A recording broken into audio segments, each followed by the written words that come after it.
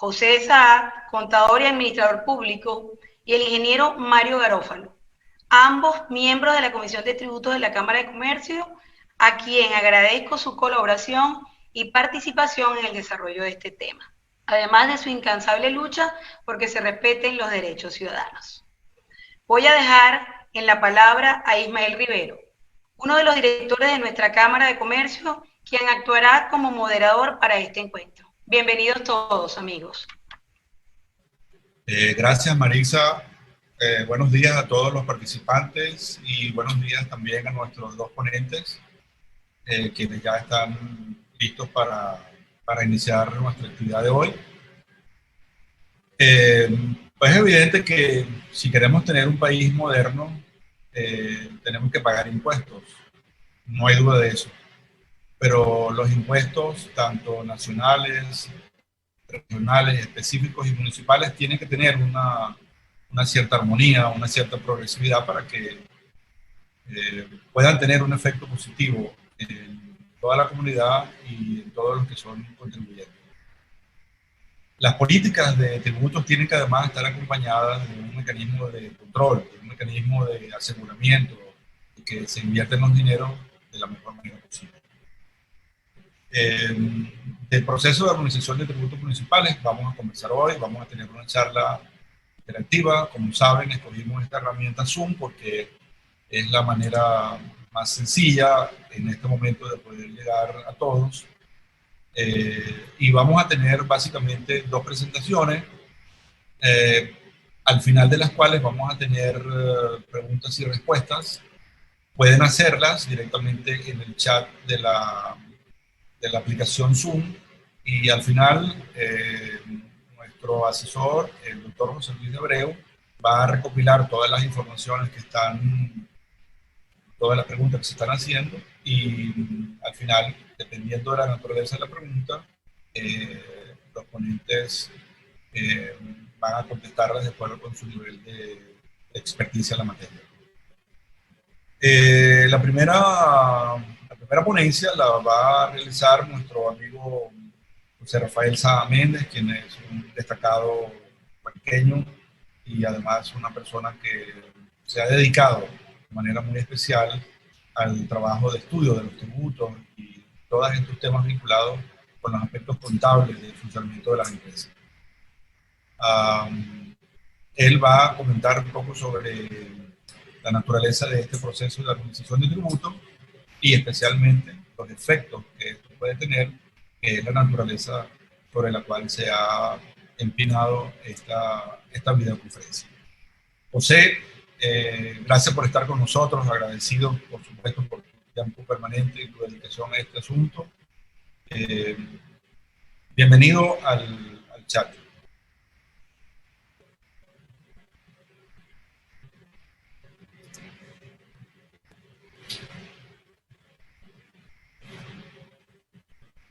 Dame un segundo, porque necesito abrirte el audio, de lo contrario no te vamos a escuchar.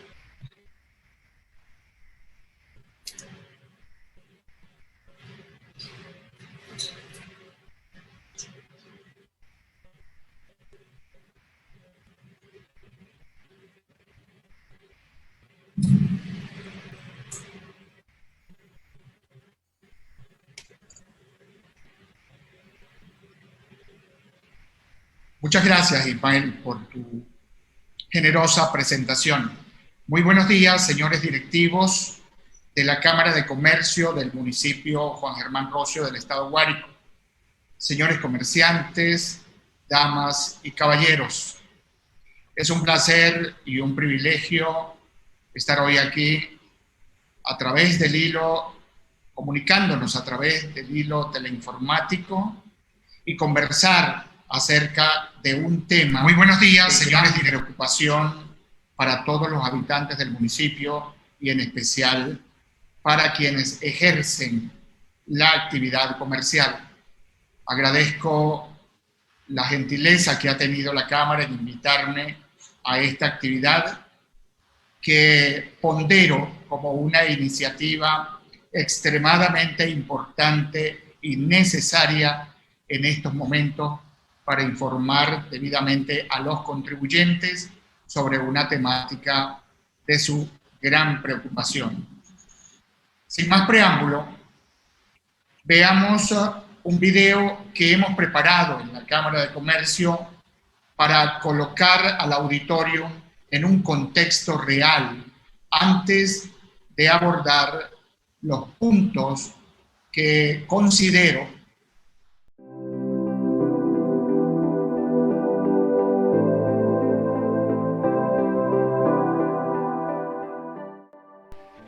La aplicación del Acuerdo Nacional de Armonización Tributaria Municipal incide en el pago de tributos municipales. Por tanto, es de interés general para todos los contribuyentes.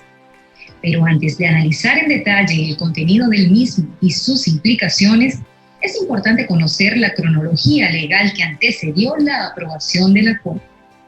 Primero, mediante sentencia número 0250 del 8 de agosto de 2019, la Sala Constitucional admitió la demanda de nulidad conjuntamente con amparo cautelar interpuesta por el ciudadano Juan Ernesto Garantón Hernández, quien en nombre propio actuó contra dos ordenanzas municipales. Una de ellas, la número 00119, publicada en la Gaceta Municipal Extraordinaria número 8.824 del 11 de abril de 2019, denominada Reforma de la Ordenanza de Creación de las Unidades de Valores Fiscales en el municipio Chacao del Estado Miranda.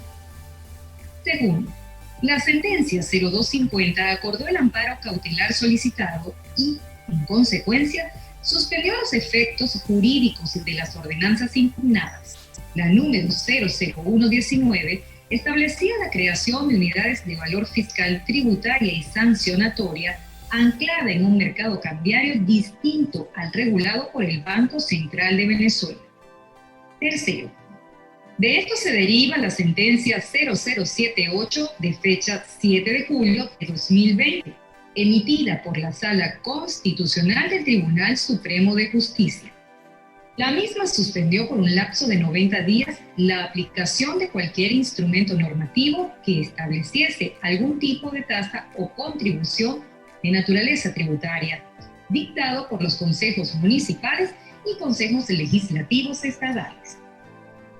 Cuarto, en la sentencia 0078 también se ordena al vicepresidente sectorial del área económica y ministro del Poder Popular de Industrias y Producción conformar una mesa técnica junto con gobernadores, alcaldes y el jefe de gobierno del Distrito Capital para garantizar la coordinación y armonización de las distintas potestades tributarias, muy especialmente para la determinación de los tipos impositivos o alícuotas de los tributos municipales. Quinto, el 17 de agosto de 2020, el vicepresidente sectorial del área económica y ministro del Poder Popular de Industrias y Producción Nacional consignó ante la Sala Constitucional un Acuerdo Nacional de Armonización Tributaria Municipal, firmado por 308 de los 335 alcaldes venezolanos. ¿Qué es el Acuerdo Nacional de Armonización Tributaria Municipal? Este acuerdo establece parámetros para ejercer la potestad tributaria en cada municipio, los cuales armonicen los tipos impositivos y las alícuotas de los tributos relacionados con actividades económicas de industria y comercio e índole similar y los inherentes a inmuebles urbanos y periurbanos. ¿Cuáles son los aspectos más resaltantes del Acuerdo Nacional de Armonización Tributaria Municipal? Crea un registro único de contribuyentes municipales. Prohíbe el cobro de tributos en divisas extranjeras.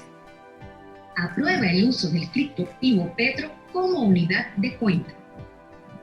Simplifica el calificador único de actividades económicas, industria, comercio e índole similar. Establece límites, bandas mínimas y máximas para las alícuotas a percibir y un tope al impuesto mínimo a recaudar.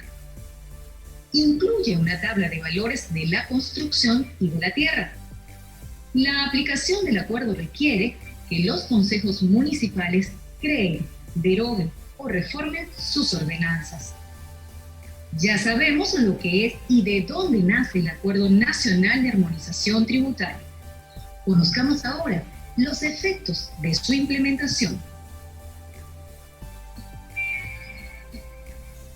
Bien, visto el video, ya tenemos un contexto real sobre cuya base realizar análisis e interpretaciones. Hay una serie de aspectos que me merecen especial consideración, contenidos en el acuerdo suscrito por el Consejo Bolivariano de Alcaldes y Alcaldesas. Por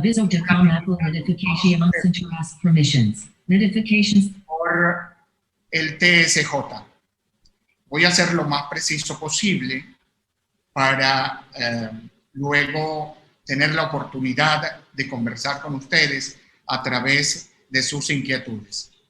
El primer aspecto que llama mi atención y mi preocupación es el registro único de contribuyentes.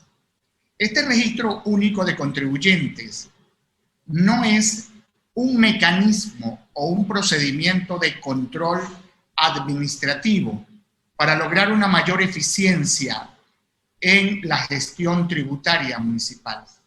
Más bien, es un instrumento de dominio, por cuanto será manejado por el Consejo Bolivariano de Alcaldes, lo que quiere decir que será manejado desde el Poder Nacional. Esto tiene como implicaciones, como efectos, que pierde autonomía el municipio y potestad tributaria, por cuanto el registro único de contribuyentes servirá, por una parte, para imponer tributos desde el Poder Nacional y no creados por la municipalidad, por el Consejo Municipal de cada municipio. Por otra parte, el registro único de contribuyentes debería ser un registro en cada municipio de todos los contribuyentes que sumen todos los impuestos municipales. Es decir, un registro único de contribuyentes en el municipio y no un registro único de todos los municipios del país bajo la égida, bajo el dominio y el control del Poder Nacional. El registro único de contribuyentes no es realmente un mecanismo de armonización. Recordemos que la armonización tributaria no es solo un instrumento de control. La armonización tributaria abarca la creación de los tributos, su determinación, la fiscalización, las auditorías, la recaudación y la administración sana de los tributos. Por lo tanto, un registro único de contribuyentes podría ser un elemento más de gestión muy eficiente en los municipios.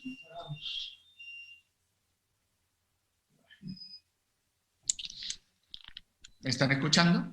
Bueno, tenemos problemas de energía eléctrica aquí.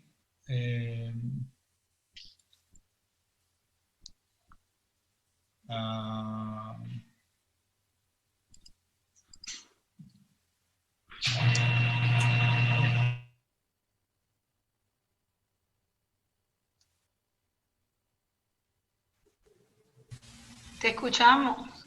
Pero se escucha. Te escucha, sí, Ismael. Buenos días, Marixa. Ismael, no oímos. Ahora sí, por favor. Escúchenme todos mis queridos amigos. Bueno, a veces estas cosas suceden justo cuando no deben pasar. Tenemos dos fases perdidas de la calle, del servicio de energía eléctrica que suministra Corpoelec. Lo resolvimos a través de una planta eléctrica que está habilitada para este asunto. Ahora necesitamos resolver el tema de internet. Serán exactamente un par de minutos, ¿ok? Así que tengamos paciencia. Voy a pedirle al licenciado José Sá que alguna de su intervención que perdimos posiblemente se resuelva en unos minutos. Ruego la paciencia a todos. Ya seguimos. Regálenme un minuto nada más. Bueno, ya oyeron a Ismael, estamos resolviendo esos problemas y volvemos en un minuto. Vamos a darnos un chance.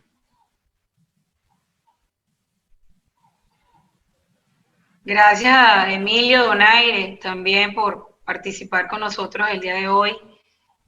Gran amigo y colaborador de esta Cámara. Buenos días, gracias. Qué bueno verte por aquí, Emilio. A la orden. Ya vamos a comenzar, si Dios quiere. Es parte del sistema, pues tener problemas para la comunicación. Si no, no seríamos nosotros los venezolanos. Pero bueno, que vamos a resolver esto a corto, a mediano y a largo plazo también. Así que le buscaremos juntos soluciones.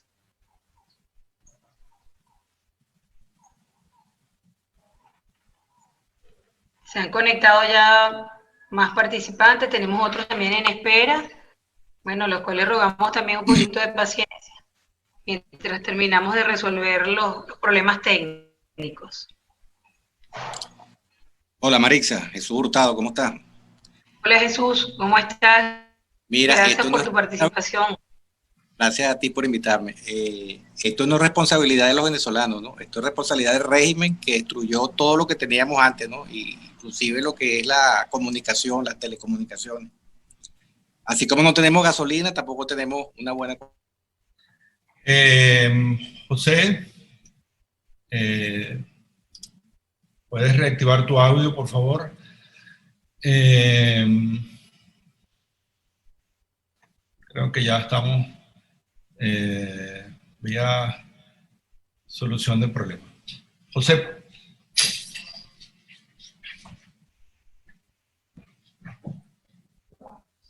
Bien, ¿ya? ¿Me escuchan?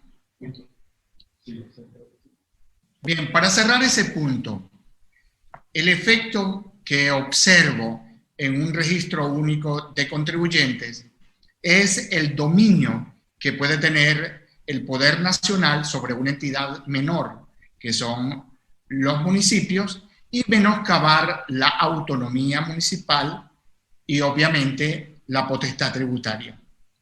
El otro aspecto que me llama mucho la atención y que merece un análisis y una opinión fundada es el clasificador de actividades económicas, que pasan de 600 categorías a 30 categorías, con unas bandas de un minorante, unas tarifas minorantes, una tarifa mayorante, y, es decir, un mínimo tributo, una tarifa mínima, una tarifa máxima y un mínimo tributable.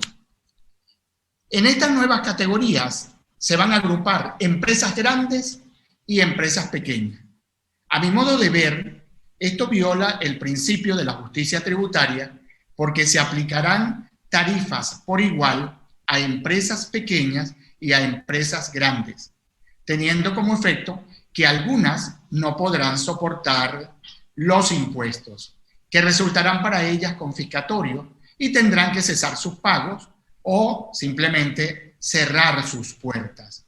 Y esto perjudica el comercio local, va en detrimento de toda la actividad comercial del municipio. Otro aspecto importante es el cobro del mínimo tributable a las empresas sin actividad. Recuerden que este impuesto es el impuesto a las actividades comerciales. Es decir, el objeto de la tributación es la actividad comercial. Y si una empresa, por razones de pandemia y de cuarentena obligatoria, no está realizando actividades, entonces no se está generando el hecho que produce el tributo, la actividad comercial. ¿Qué es una actividad comercial? La actividad comercial no es solo tener una licencia, o no consiste en tener una licencia de comercio, una licencia de industria, comercio o actividades similares. Significa aprovisionamiento, significa compra, venta, comercialización y distribución.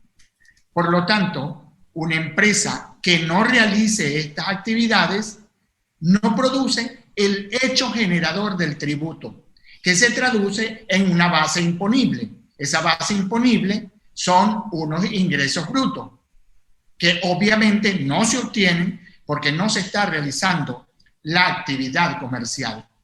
Por lo tanto, no deberían ser gravadas por el tributo.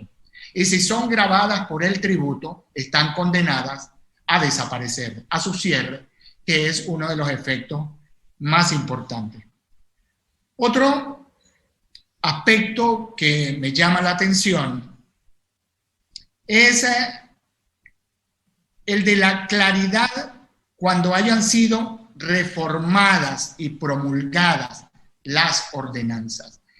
Hasta este momento no tenemos una absoluta claridad y puntos en el cual sostenernos o en los cuales sostenernos para saber cómo se calcula el tributo, qué unidad o en qué condiciones vamos a aplicar la unidad de cuenta, el petro y todas las demás condiciones y procedimientos de determinación del tributo y su pago. Por lo tanto, es absolutamente necesario que se reformen las ordenanzas y que éstas sean promulgadas y conocidas por los contribuyentes para saber a qué atenerse. Dejé el punto del petro como último porque este es el de mayor importancia en mi opinión. El acuerdo suscrito por los alcaldes y ratificado en todos sus términos por el TSJ indica que el petro será la unidad de cuenta. Señores contadores públicos, comerciantes, pongan mucha atención a esto. Cuando hablamos de unidad de cuenta, nosotros los contadores públicos entendemos rápidamente que la contabilidad se llevará en esta nueva unidad de cuenta. Pero el acuerdo también indica que será esta unidad de cuenta no como referente, sino más bien que su equivalente en bolívares servirá para el pago del impuesto. Ahora bien, si esto es así, necesariamente habrá que convertir la base imponible, es decir, los ingresos brutos, habrá que convertirlos a petros y aplicar la tarifa mínima y la tarifa máxima y el porcentaje del mínimo tributable a la base imponible en petros. Esto es importante saberlo porque cuando hablamos de unidad de cuenta, es una unidad contable y deben venir expresadas las magnitudes como por ejemplo la base imponible sobre la cual se calcula el impuesto a las actividades comerciales debe venir expresada en petro y por lo tanto el porcentaje debe ser aplicado, el porcentaje de las distintas tarifas debe ser aplicado a los petros y luego convertidos en bolívares para su pago en taquilla. ¿Cuál es el efecto de esto? El efecto fundamental es que no se tomen alícuotas en términos porcentuales, sino que se tomen fracciones de petro y se multipliquen por la base imponible. Al multiplicar estas fracciones de petro por la base imponible, el impuesto se incrementa significativamente y resulta elementalmente confiscatorio. Muy alto con la tarifa mínima, confiscatorio con la tarifa máxima y muy alto con el mínimo tributable. Obviamente, ustedes se preguntarán, bueno, ¿esto es así? Lo sabremos con toda certeza cuando se promulguen las ordenanzas reformadas.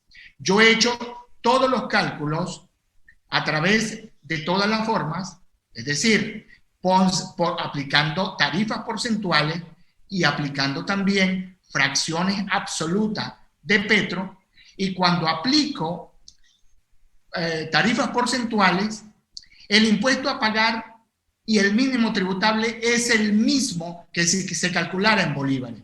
Pero si aplico fracciones de Petro, se incrementa significativamente y resultan impuestos realmente impagables, que lo que hacen es traducirse en voracidad fiscal y que denotan una actitud recaudacionista del municipio. Bien, yo tengo algunas otras cosas, algunos detalles, pero seguramente las abordaremos cuando ustedes manifiesten sus inquietudes a través de las preguntas.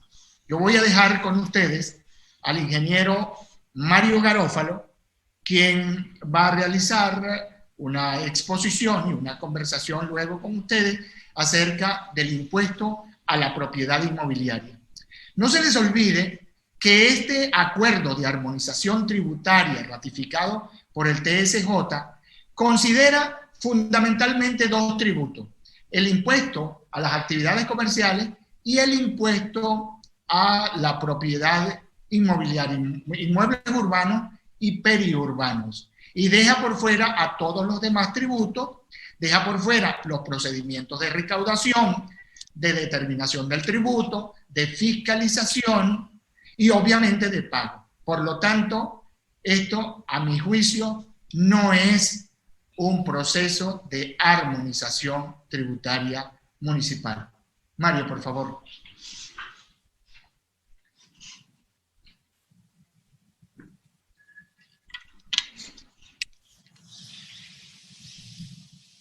Buenos días a todos.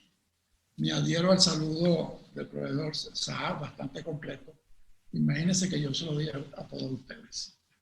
Me voy a dedicar a desglosar la aplicación que tiene este documento referente a los inmuebles urbanos y a los permisos de construcción.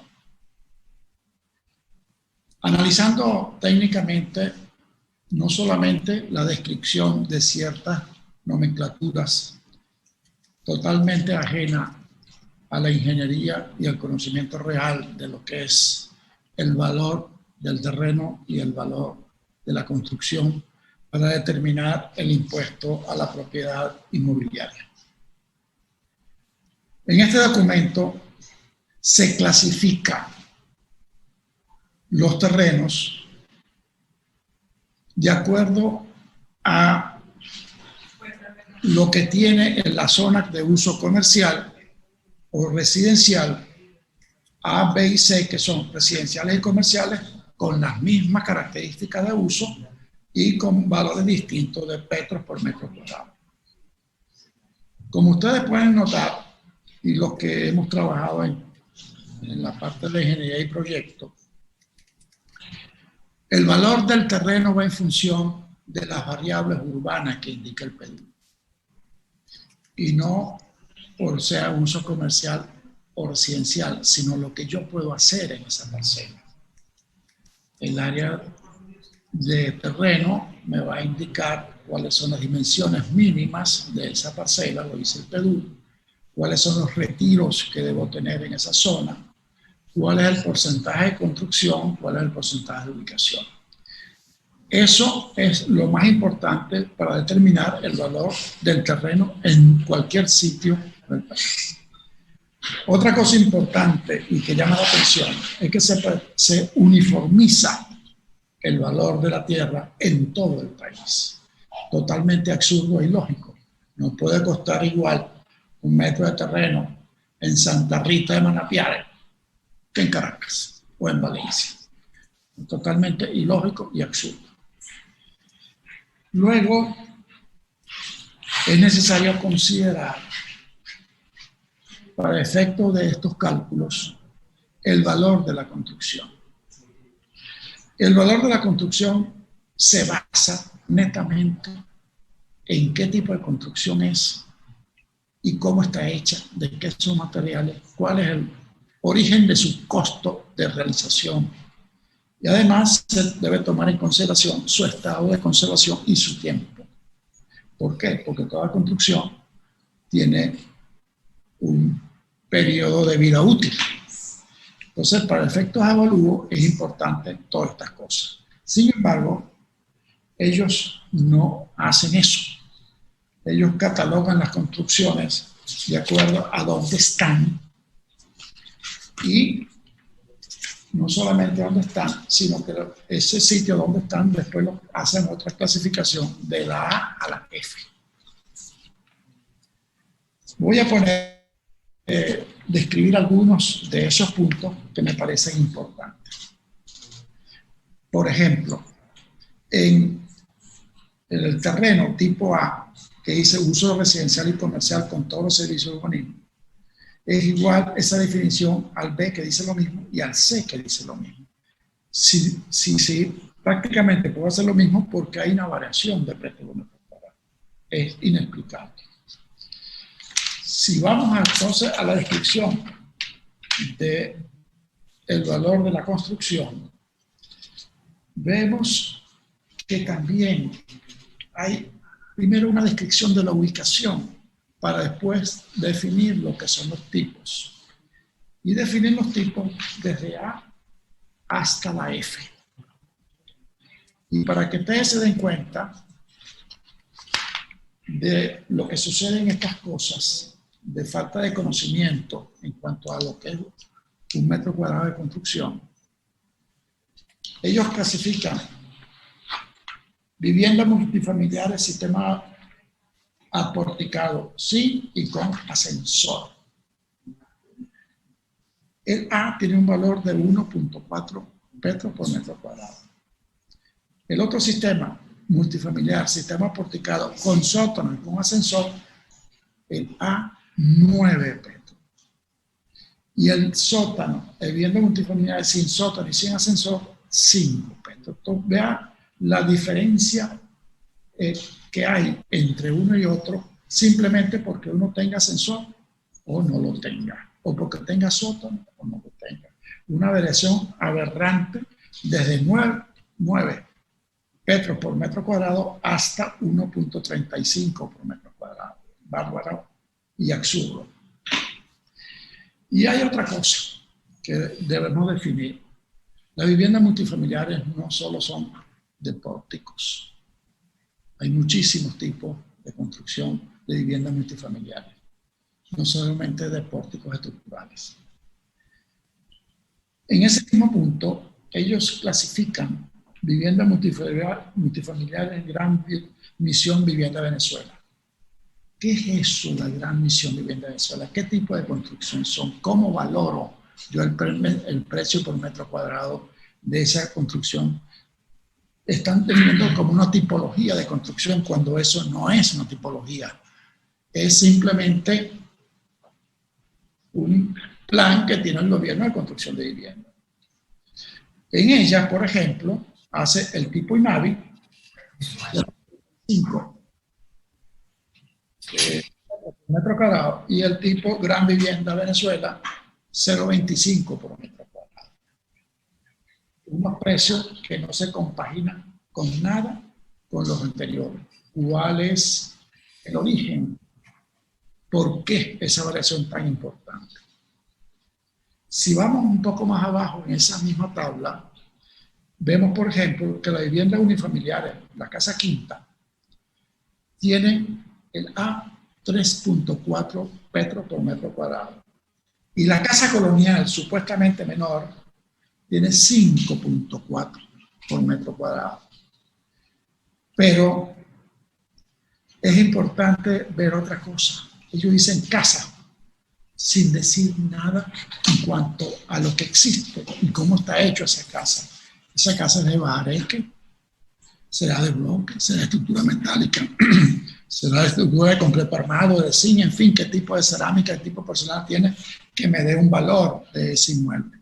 No existe eso. Simplemente catalogan y ya. Entonces, esa casa tipo colonial que vale 5.4 petros por metro cuadrado, si vamos a las casas de la Gran Misión Vivienda de Venezuela, es 0.25, sin especificar en qué consiste esta construcción. Como se ve, hay otro impuesto directo que es si eres o no beneficiario de un plan de vivienda del gobierno. Adicionalmente a eso, ellos catalogan vivienda por autoconstrucción. ¿Qué son viviendas por autoconstrucción? Mi experiencia me dice que la vivienda por autoconstrucción es una definición que han hecho los gobiernos cuando son institutos que se dedican a la construcción de vivienda, y en vez de darle o otorgarle una vivienda a determinada persona, le da los materiales para que lo haga y se dice que eso es una vivienda por autoconstrucción. Pero a nivel de empresa privada o a nivel de público privado, autoconstrucción, como la palabra dice, es lo que yo construyo, yo mismo. Si yo soy profesional de la ingeniería y yo construyo un edificio, ese hecho de ser autoconstruido no le da un valor distinto a que lo construye una empresa cualquiera. Por lo tanto, esa definición de vivienda por autoconstrucción es ilógica e totalmente fuera de la terminología técnica necesaria y le da un valor naturalmente insignificante. Yo quisiera, una vez determinado esto, porque hay otras cosas que son importantes que ellos toman muy en cuenta y le dan un valor totalmente ilegal e ilógico, que es si la propiedad es individual o colectiva, o sea, si es una propiedad sometida al régimen de propiedad inmobiliaria o no. Y le dan un valor mayor a la propiedad inmobiliaria. No entiendo por qué, en condominio. No es inexplicable que la construcción vaya a depender de cómo es la propiedad de la misma. Eso no tiene ninguna lógica. La construcción vale por ella misma, no por su propietario, quien sea, ni en la forma que sea. Es el valor del inmueble realmente. Y eso lo vamos a ver naturalmente en otras cosas importantes, cuando se refiere al comercio y a la industria, cual se castiga en forma brutal. Y no solamente a ellos, también a las construcciones dedicadas a la iglesia, a las sociedades filantrópicas, a la educación, a la cultura. Extraño, ¿no? Que estos tipos de sociedades se le ponga un impuesto más elevado. No se entiende por qué. Y también se considera en ellas si son en propiedad horizontal o no. Yo voy a pasarles a ustedes un video que da un ejemplo de una vivienda, el costo, y de un local comercial, el costo de ese inmueble a la propiedad inmobiliaria, o la propiedad inmobiliaria. Con ustedes, bueno, vamos a pasar ese video.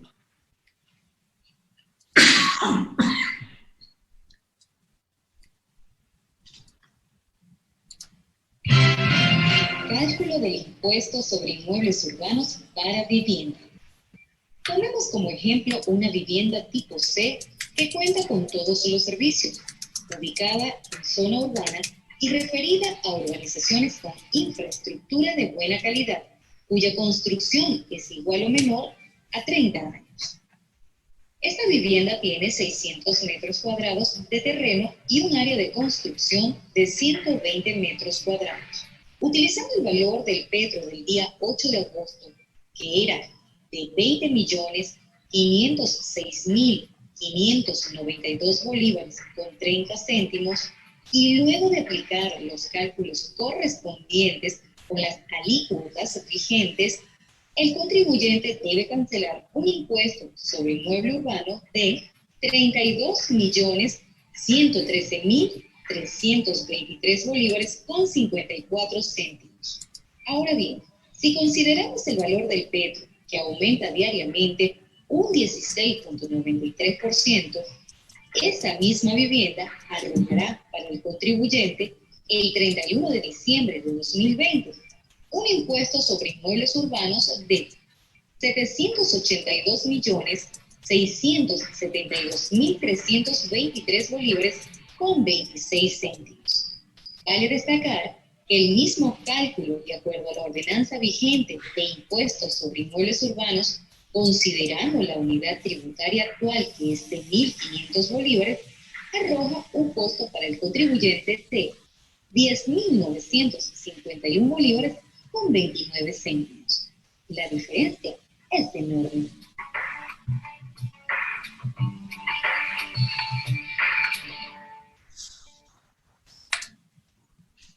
Bien, hay unas consideraciones que son importantes.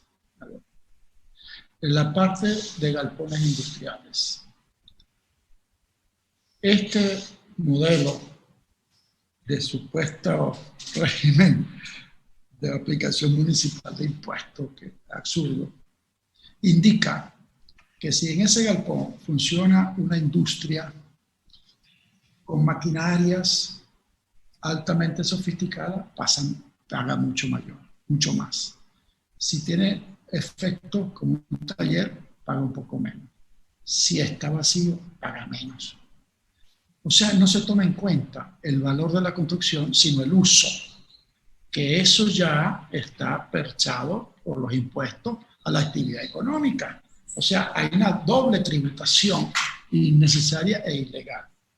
Se llama para que te lo juro. Tienes que llamar para que te lo juro. Pero responde, ¿sí o no? Pero para que no se llame. No, es que eso ni siquiera lo van a hacer. ¿No? Eso no lo No. Porque eso no trabaja. Voy a silenciar a todos de nuevo. Eso hay que hacerlo con una gente que trabaja.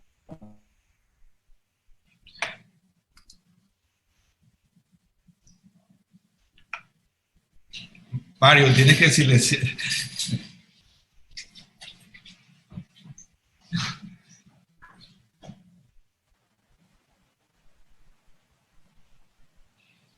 Ok. Disculpa, Mario. Continúo. Si tomamos en consideración que por la pandemia este gobierno decretó que desde abril de este año hasta marzo del próximo año, los inquilinos de vivienda y de locales comerciales no paguen los arrendamientos, cuando al 1 de enero del próximo año la alcaldía le solicite a los comerciantes e industriales la renovación de la patente y con ella la solvencia del inmueble, el propietario del inmueble con toda seguridad no podrá pagar, porque un año sin cobrar el arrendamiento y además con unos montos extremadamente exagerados. Eso es lo que se nos plantea con la aplicación de estos valores de la tierra y de la construcción. Seguimos con el ejemplo. Por favor.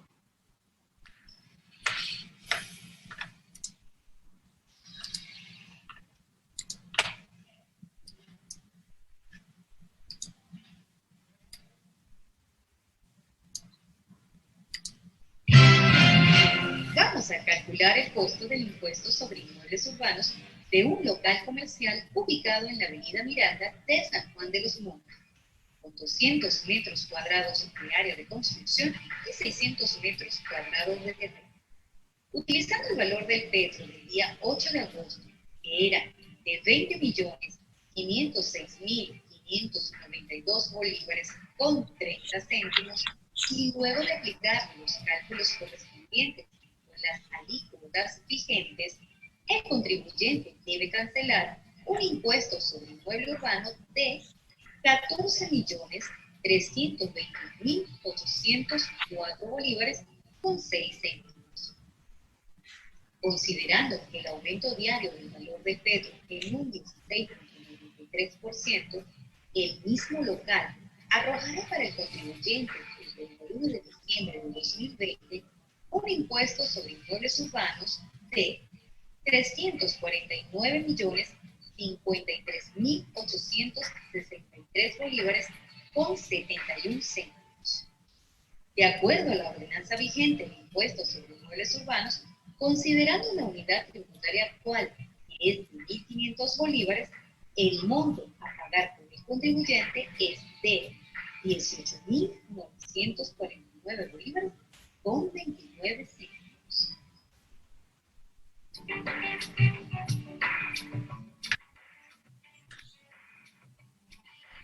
Bien, como ustedes pueden ver, pues es bastante alto los impuestos a los inmuebles urbanos.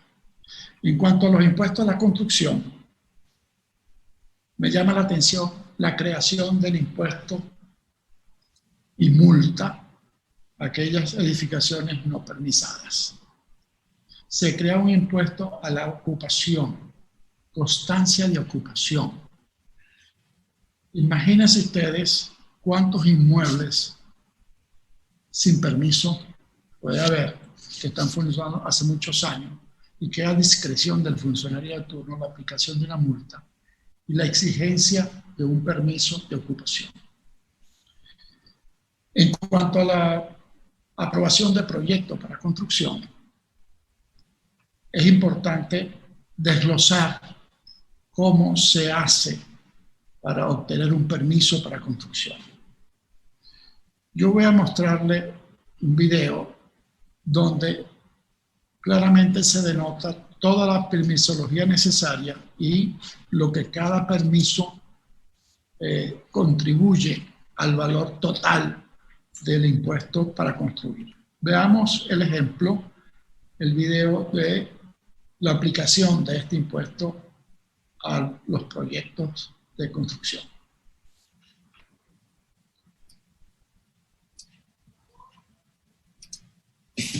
Pago de permisología para construcción de vivienda de 100 metros cuadrados de área techada. Para la construcción de una vivienda, la alcaldía exige la inspección de la ejecución de la obra. El servicio de inspección tiene una tasa de 0.25 por 0.40 petros por metro cuadrado por 2%. Esta construcción exige mínimo 5 inspecciones, una para el vaciado de fundaciones, otra para el vaciado de vigas de riostra, otra para columnas, también para el envigado y del techo de losa si es nervada, y una última para instalaciones sanitarias y eléctricas. Con la nueva tarifa, esto asciende a un monto de 19.910.744 bolívares con 42 céntimos. Luego viene lo que se conoce como permiso de habitabilidad, el cual no debería cobrarse, pues corresponde a una inspección final donde se hace constar que la obra ejecutada ha sido de acuerdo al proyecto presentado y aprobado previamente. Ahora lo denominan otorgamiento de constancia ocupacional y tiene una tasa de 0.30 petros por metro cuadrado por 2%, lo cual arroja un monto de 11.946.446 bolívares con 65 céntimos. De acuerdo a los precios unitarios fijados para el valor de las construcciones, una vivienda de 100 metros cuadrados de área techada tendría actualmente un costo de 13.141.091.317 bolívares con 20 céntimos.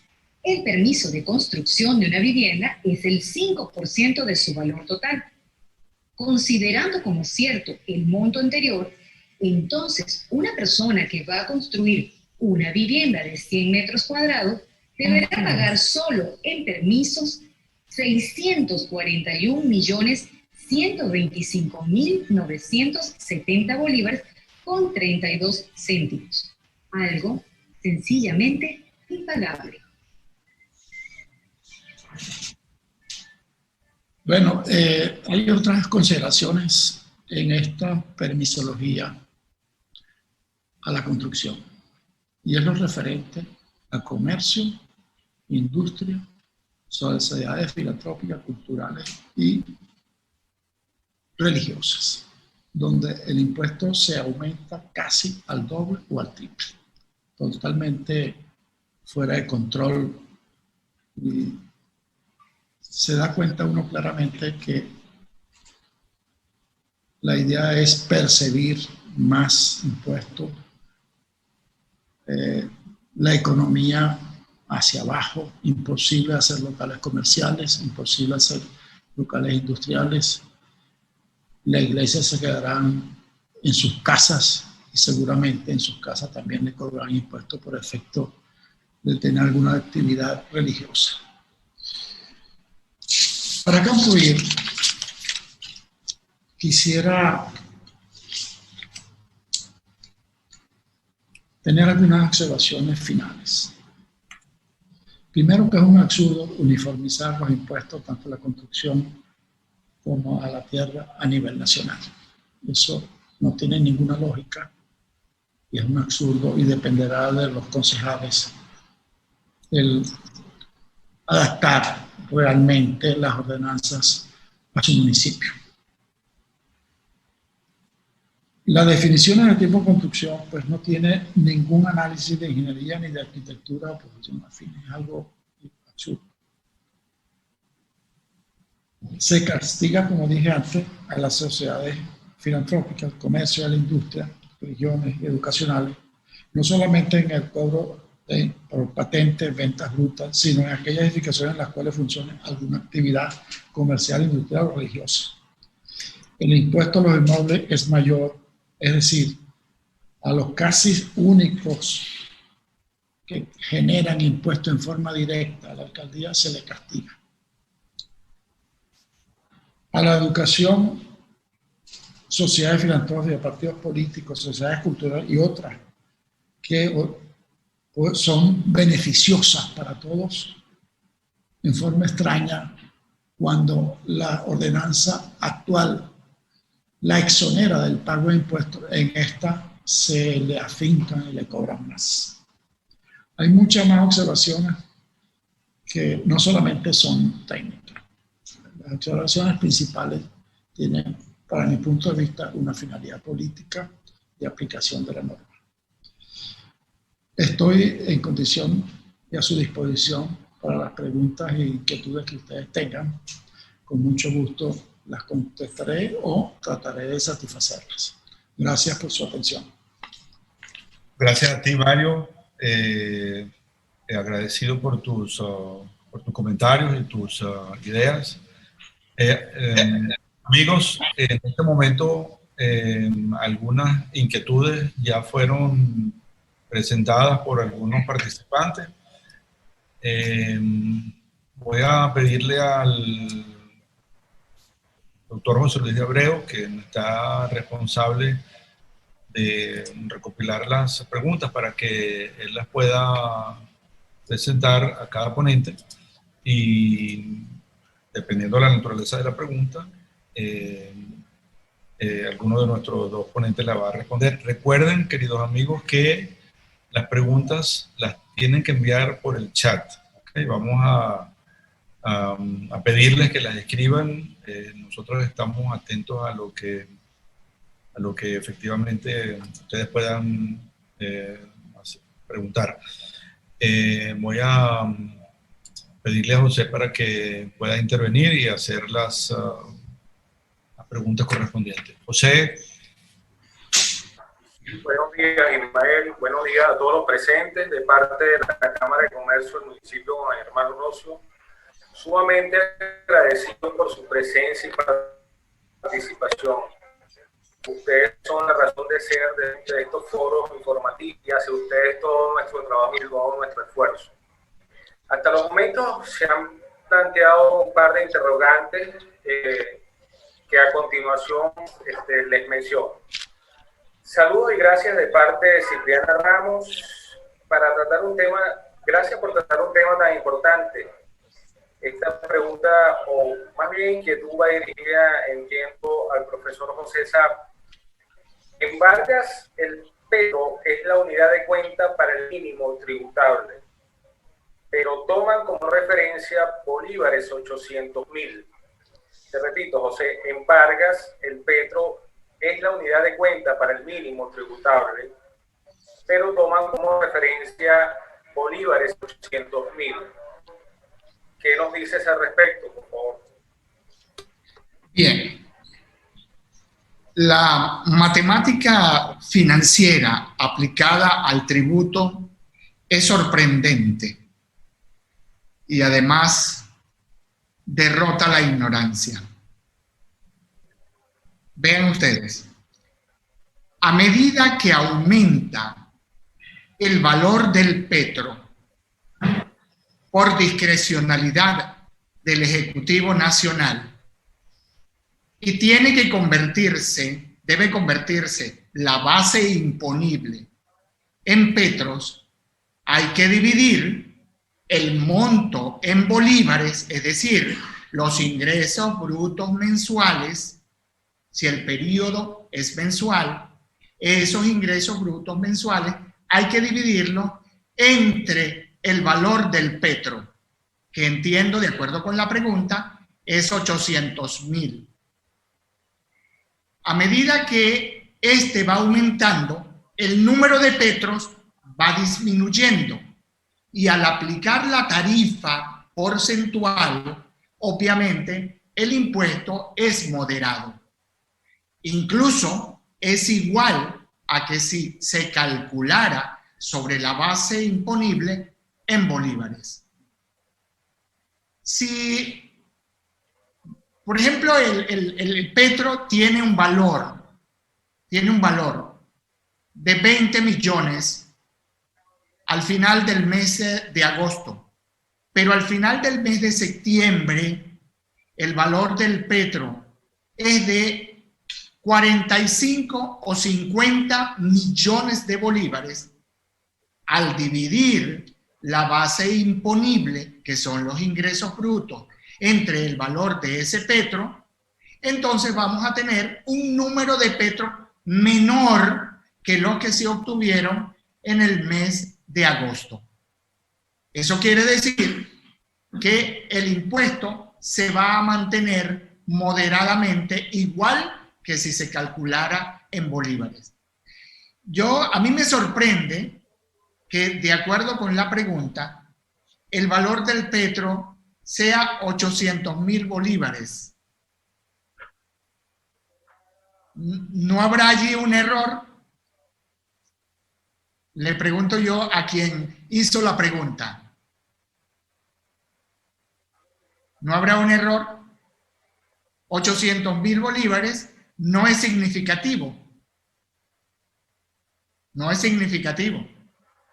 De hecho, es despreciable desde el punto de vista monetario y desde el punto de vista estadístico, porque el valor del petro en este momento es más de 20 millones de bolívares y él varía de acuerdo con la discrecionalidad con que se establezca ese valor, varía diariamente y la variación es significativa en términos cuantitativos. Es decir, puede pasar el valor del petro de 25 millones a 35 millones sin mayor problema, de acuerdo con la discrecionalidad de quien establezca el valor del petro.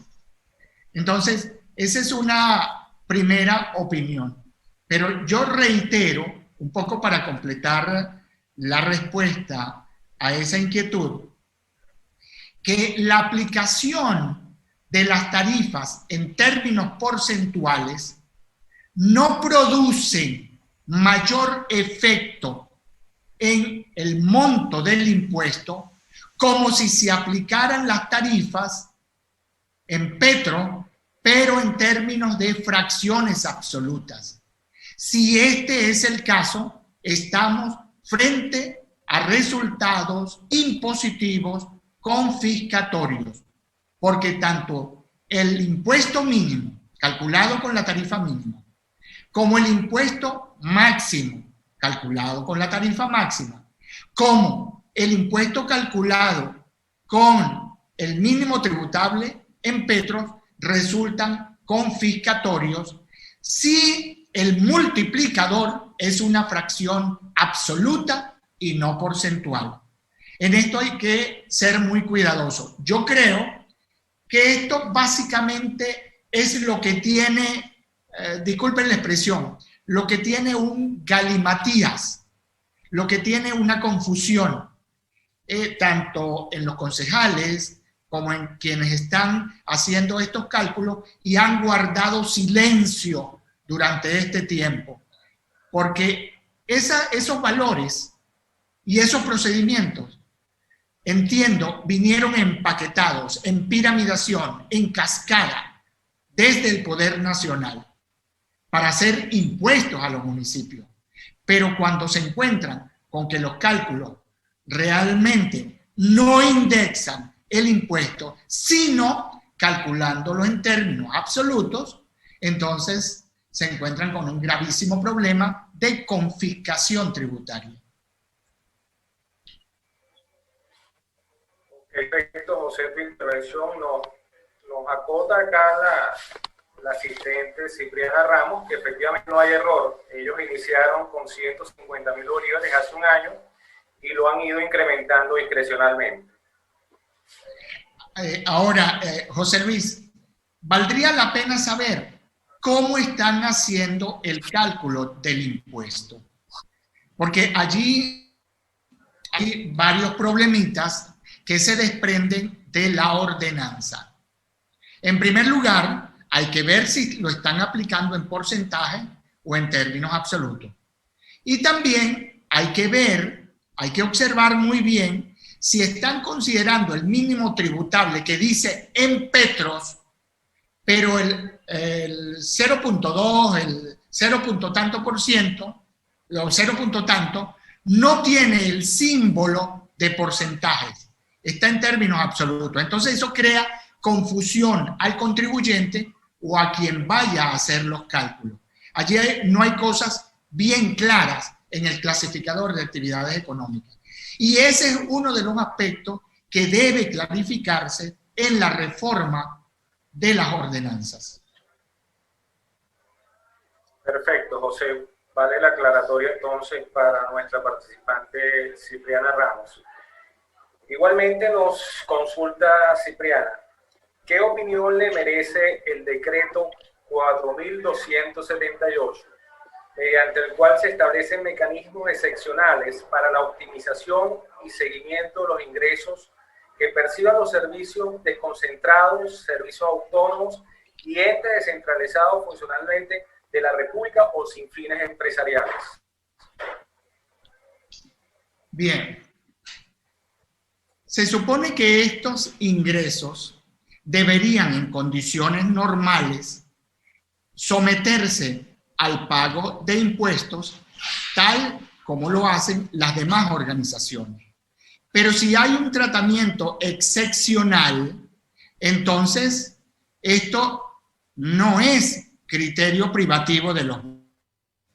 Seguramente esto es una imposición que viene desde el Poder Nacional para que estas organizaciones conserven su fondo de maniobra, conserven su capital de trabajo y puedan disponer de un flujo de caja que les permita operar en distintos propósitos, distintos fines. Yo no voy a entrar a analizar esos propósitos y esos fines por razones obvias, pero ese tratamiento excepcional no es una decisión que se haya tomado, que hayan tomado los consejos municipales y hayan establecido en las ordenanzas, sino que vienen también de igual manera en piramidación o en cascada desde el Poder Nacional. En conclusión, debería calcularse o determinarse el tributo tal como lo establecen las ordenanzas y pagar sus tributos en las taquillas de los municipios, a menos que haya una excepción desde el Poder Nacional. Perfecto, José. Nuestros amigos de Agropecuaria Dividir emplazan a la siguiente interrogante. Por favor, licenciado Saad, dar un ejemplo del cálculo del pago de un impuesto por ingreso bruto mensual de una empresa cuyo ingreso sea de 1.500.000 bolívares. ¿De un?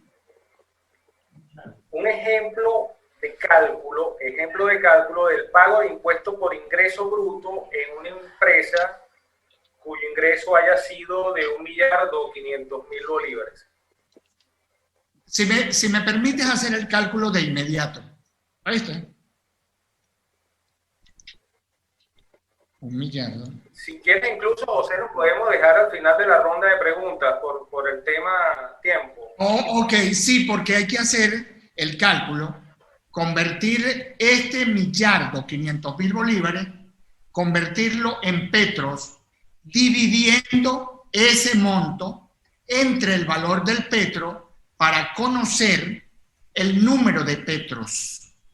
Ahora bien, hay que tener un valor del petro referencial. Esto para contestar la pregunta de Agrodividive. Fíjense, hay que tener un valor del petro referencial, de tal manera que podamos dividir ese 1.500.000 bolívares entre el valor del petro y obtener el número de petros. Al obtener el número de petros, le aplicamos la tarifa mínima que corresponde a ese tipo de empresa, a ese tipo de industria o de comercio. Y también le aplicamos la tarifa máxima para conocer el impuesto máximo. Y le aplicamos el porcentaje del mínimo tributable.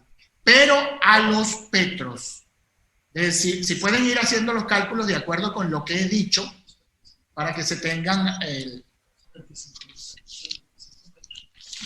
Bueno, me está diciendo aquí Mario, me está diciendo Mario que 1.500.000 bolívares, al dividirlo entre el valor del petro considerado en 20 millones de bolívares, da 75 petros.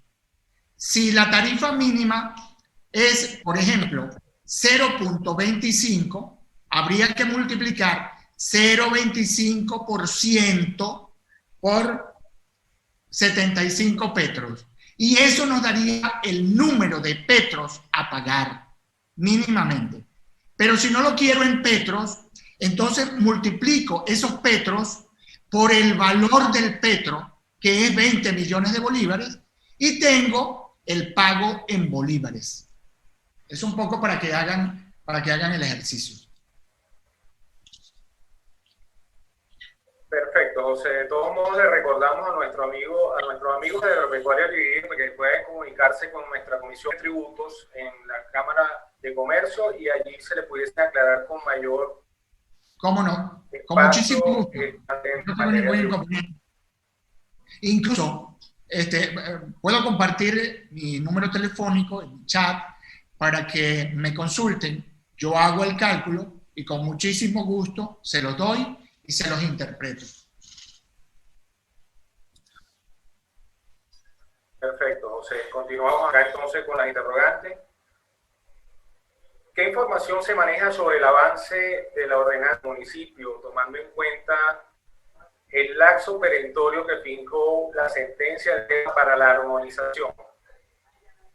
Para el 18 de este mes deberían estar listas, 18 de septiembre, deberían estar listas las ordenanzas de actividades económicas, industriales, de servicios y similares, y la de impuesto a los inmuebles urbanos y periurbanos. Esas dos deberían estar listas. Obviamente, el acuerdo habla de todas las ordenanzas, pero en especial esas dos son las que le dan un tratamiento particular. Entiendo que porque esas dos ordenanzas tributarias municipales son las más productivas desde el punto de vista impositivo. Son las que generan más ingresos al municipio. Las actividades comerciales o económicas y los inmuebles urbanos, el impuesto a los inmuebles urbanos y periurbanos. Deberían estar listas las ordenanzas para el 18 de este mes. Luego de esa fecha, entiendo, tendremos claridad sobre las aplicaciones de las tarifas, las bandas y el procedimiento de cálculo, que aun cuando sea matemática elemental, el procedimiento de cálculo es muy importante porque tiene que ver con conceptos tributarios. Por ejemplo, la unidad de cuenta. Pónganle mucho cuidado a esto, porque si la unidad de cuenta para la determinación del tributo a las actividades comerciales es el petro, entonces la base imponible tiene que estar en petros. Igualmente, si la unidad de cuenta para el cálculo del impuesto a los inmuebles urbanos y periurbanos es el petro, debería estar esa base imponible expresada también en petros. José, perfecto. La siguiente interrogante tiene que ver con esta que acabas de explicar. Ya fueron discutidas en Cámara las ordenanzas sobre tributos y ordenanzas en materia tributaria. Nosotros no tenemos conocimiento de eso. No tenemos información. Yo he estado conversando con la presidenta de la Cámara de Comercio del municipio Juan Germán Rocio, el arquitecto Maritza Montaleone, y ella realmente no me ha manifestado nada al respecto. En consecuencia, no tenemos conocimiento sobre el avance, la evolución, el proceso de reforma de estas ordenanzas. Yo creo que obviamente la respuesta debería darla la arquitecta Maritza Montaleone, quien ha estado en contacto con los concejales del municipio Juan Germán Rosso. No sé si Maritza puede contestar esto. Sí, José, voy a aprovechar la pregunta que hizo anteriormente Antonio Acosta y ahora complementada con esta. Tenemos información extraoficial, por supuesto, de que la alcaldía está terminando de corregir o cambiar las ordenanzas en función de este nuevo acuerdo. Pero no tenemos los detalles. Hemos ido en varias oportunidades a preguntar para que nos informen sobre esos detalles. Evidentemente ellos tienen 30 días para la aprobación que vencen el 18 de este mes. Eso es preocupante por lo que decía Antonio, y él preguntaba que qué acciones habíamos tomado para tener esa fecha tan cerca de esa aprobación. Bueno, nosotros el pasado jueves, 10 de septiembre, solicitamos un derecho de palabra ante el Consejo Municipal. Enviamos una correspondencia como Cámara para que nos reciban, exponer nuestras observaciones y por ende solicitar a ellos una información detallada, recordándole que toda ley, ordenanza que ellos vayan a aprobar tiene que pasar por una consulta pública y es un requisito de ley. No hemos recibido respuesta, hemos recibido extraoficialmente unas convocatorias que no se han dado, no se han hecho efectivas, pero estamos a la espera de que esta semana se dé esa reunión. Yo estaré informando por los medios que posee la Cámara sobre las acciones que se den al lugar y sobre la información que se tenga. Espero que eso sea la respuesta para lo que Antonio estaba preguntando antes. Perfecto, Mari, queda claro ya la interrogante. Nuevamente para concluir, la última que tenemos por acá, dirigida a ti, José, explique por favor lo relacionado con la confiscación tributaria. Con la confiscación. Bueno, hay varias vías por las cuales se puede llegar a la confiscación. En primer lugar, cuando una empresa está sin actividad, considerando el concepto de actividad tal como lo expresé en la exposición anterior. El impuesto es a las actividades económicas. Esas actividades son aprovisionamiento, producción, comercialización, compra, venta y todo aquello que signifique erogaciones o intercambios para realizar el objeto de la empresa. Si la empresa no está realizando esas actividades que resumen el objeto de la empresa, por lo tanto no puede ser gravada con el tributo. Debería notificar su inactividad al municipio para que el municipio considere que el impuesto no es aplicable en esos casos. Pero eso no es lo que está pasando. Por lo tanto, resulta confiscatorio cuando se le aplica una tarifa mínima o se le aplica un impuesto, un mínimo tributable, extrañamente, porque desde el punto de vista matemático eso es imposible. ¿Y por qué es imposible? Porque no está generando ingresos. Y la base imponible viene en ingresos brutos. Por lo tanto, no hay una base sobre la cual aplicar una tarifa determinada. En consecuencia, no se puede determinar un impuesto. Entonces, si se calcula un impuesto mínimo tributable, si se establece un mínimo tributable, estaría confiscándose la empresa, porque no está generando recursos para satisfacer ese tributo. Otra forma de confiscación es cuando el tributo rebasa los ingresos brutos o rebasa el capital de trabajo, fondo de maniobra o el capital social de la empresa. Social no, el capital contable de la empresa. La diferencia entre capital social y capital contable es este. El capital social es el que aparece en el registro de comercio, en el documento. Pero el capital contable es la diferencia entre activos y pasivos, que se determina mediante un balance general. Cuando el tributo rebasa ese capital contable, estamos frente a la figura de la confiscación. Normalmente, las administraciones tributarias no se dan cuenta de esto, porque no manejan la mezcla financiera que produce el balance general. Es decir, no están en conocimiento de cuándo el impuesto es confiscatorio o no.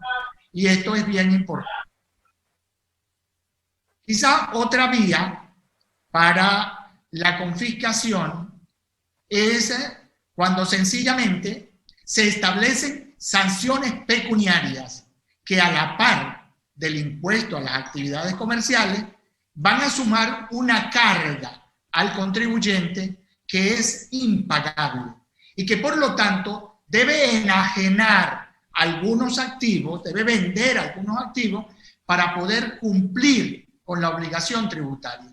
En ese caso hay una confiscación o hay un efecto confiscatorio del tributo porque minimiza la capacidad de operación de la empresa.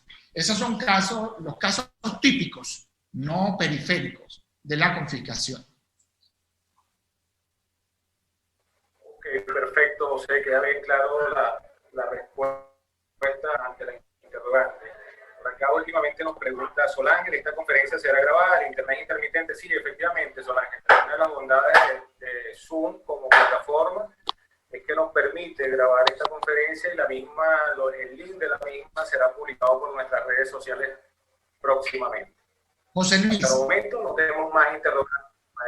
José Luis, disculpa, yo quisiera agregar algo más, un poco para desterrar algunas inquietudes que pueden presentarse con respecto a la unidad de cuenta establecida por el acuerdo, que es el Petro. El Petro se ha tomado como una unidad de cuenta considerando que es un criptoactivo, una criptomoneda.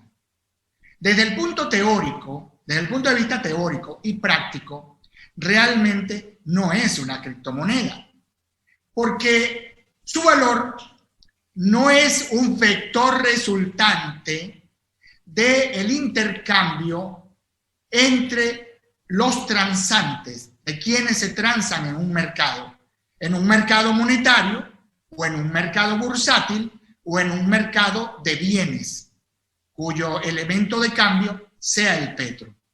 El petro no se está transando, no es una unidad de transacción, ni internacional, ni doméstica, dentro del país. Realmente es una figura de crédito público creado por la administración actual. Eso por una parte.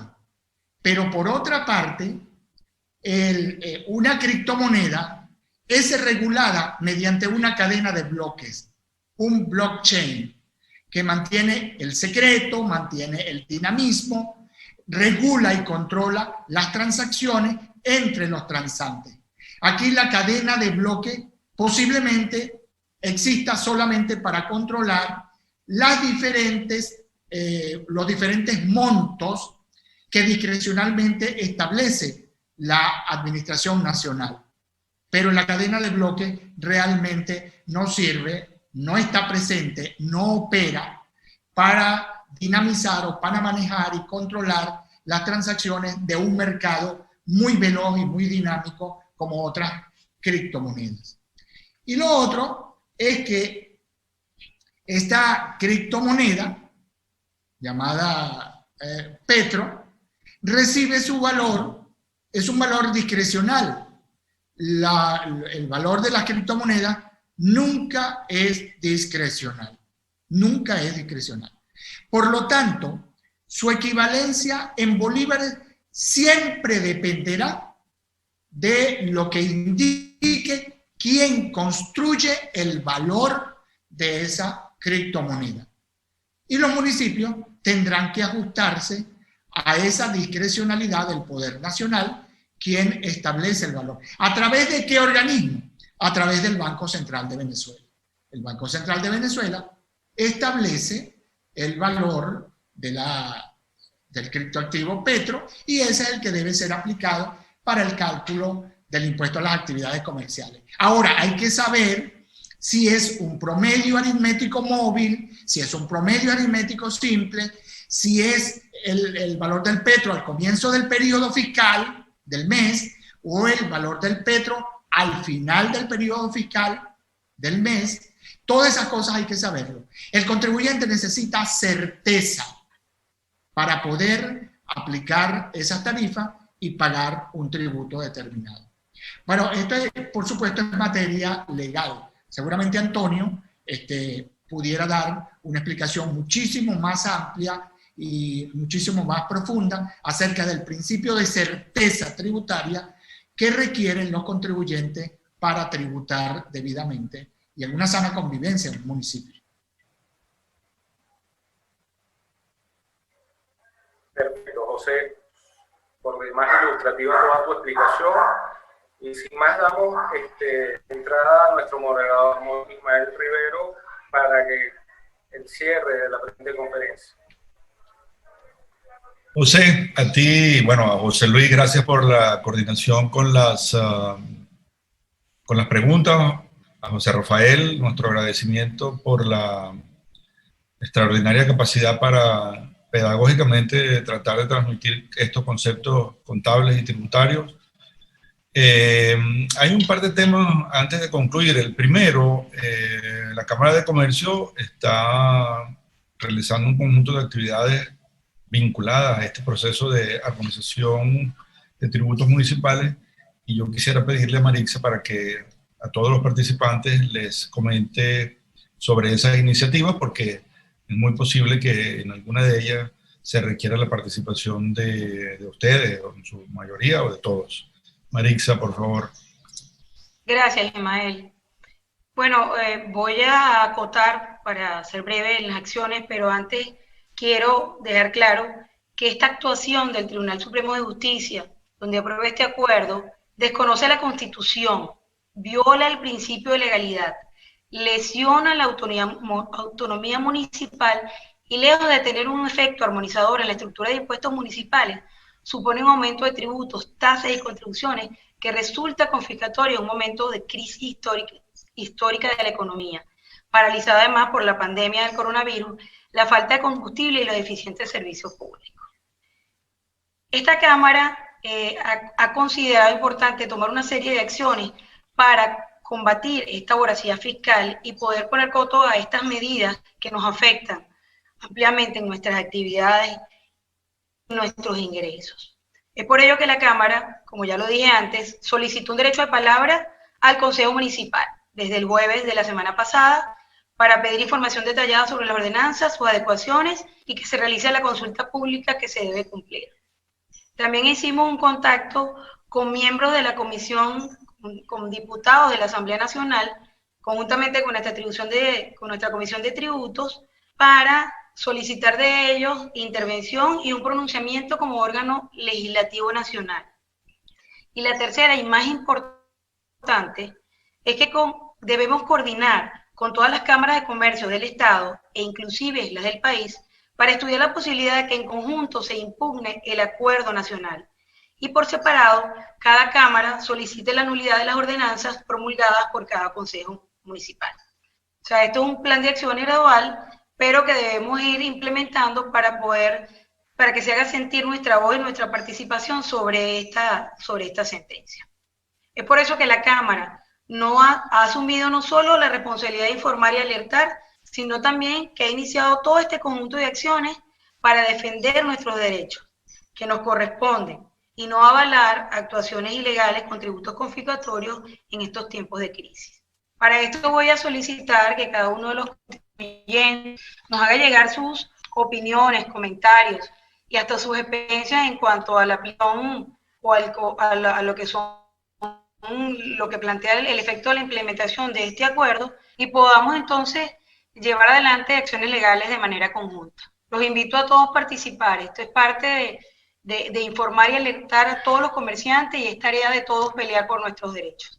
Gracias a todos realmente por la participación y espero que esta experiencia se repita. Vamos a estar en contacto. Ismael. Bueno, comienzo por agradecer a todos la participación en el video de hoy, reiterar nuestras disculpas por el problema de electricidad que tuvimos al principio de la conferencia, que afortunadamente pudimos resolver. Y solamente les quiero comentar lo siguiente: la Cámara está iniciando con esta su primera videoconferencia, un mecanismo de acercamiento con sus miembros de Cámara, con los contadores que regularmente hacen una actividad importante, complementaria, al lado de los empresarios. Creo que entre empresarios y contadores hay una alianza natural, indispensable, necesaria. Y además la Cámara está intentando hacerse un poquito más visible a través de sus redes sociales y a través de sus mecanismos de divulgación. Vamos a hacer algunas preguntas a través de los chats para considerar cuáles son los temas que a ustedes les gustaría que abordáramos, que buscásemos personalidades que conozcan sobre temas específicos. Algunos, como este de tributo, casi que no era necesario preguntarle a nadie porque sabemos de la preocupación que todo el mundo tiene, pero si hay algún tema que ustedes crean, por favor, háganoslo saber. También tenemos una inquietud en relación a la hora para nuestra videoconferencia. Originalmente pensábamos que la hora de la tarde era más conveniente, después nos decantamos por algunas estadísticas en el uso de estos seminarios a nivel internacional e incluso en Venezuela, que generalmente recurren a las horas matinales para tener más facilidades de ingreso. También les vamos a preguntar sobre eso. Las horas posibles son 8:30, 10 de la mañana y 4 de la tarde. 8:30, 10 de la mañana y 4 de la tarde. ¿Qué creen ustedes que es más conveniente para todos?